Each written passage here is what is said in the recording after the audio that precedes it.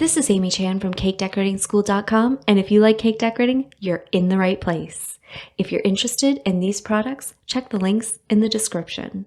In this video, we're going to talk about the 4 types of cookie cutters we come across most frequently when we're buying things for our studio. The first is plastic, and there's a variety of different kinds of plastic ones that you'll find on the market, and they come in a range of prices and costs.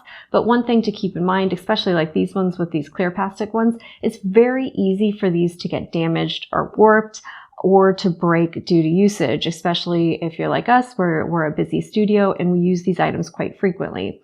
So I tend not to buy these if I can get away with finding something in metal, because that's going to give me more longevity. So even though it's a little cheaper, I'm much more likely to break one of these. Now, if you're just using them for home use and the occasional products, these will probably hold up really well for you. And if the economics of buying lots of equipment come into play, they're a great buy.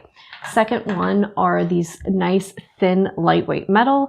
They come in great shapes with a lot of detail, which if you're just starting in cookie decorating can be really key for helping you decorate your products, because it basically becomes like a coloring book and you're tracing the outline. These are a little sturdier, but you can see even with a little light pressure, they can warp. So you want to be careful when you're using them that you're just using nice, light, firm pressure on the top. Next would be the same kind of metal, but you can see these have a nice laminated coating on them, and this really increases their durability and strength. It makes them a little more resistant to things like rusting and really ups the life of the cutter. So when I can find these, I always go for them.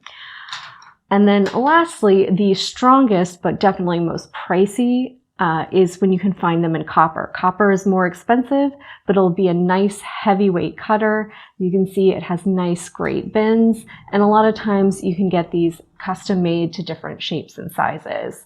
So overall, I tend to go with these 2 whenever I can find them, but occasionally I opt for the either least or most expensive when I need to. If you enjoyed this video and you'd like more about the cake decorating materials and equipment we use, or just some inspirational videos about cake decorating itself, you can follow us on Insta or YouTube at Cake Decorating School. If you'd like to know more about yearly membership and what it entails, you can go to www.cakedecoratingschool.com for more information. And if you're interested in these products, you can check the links in the description.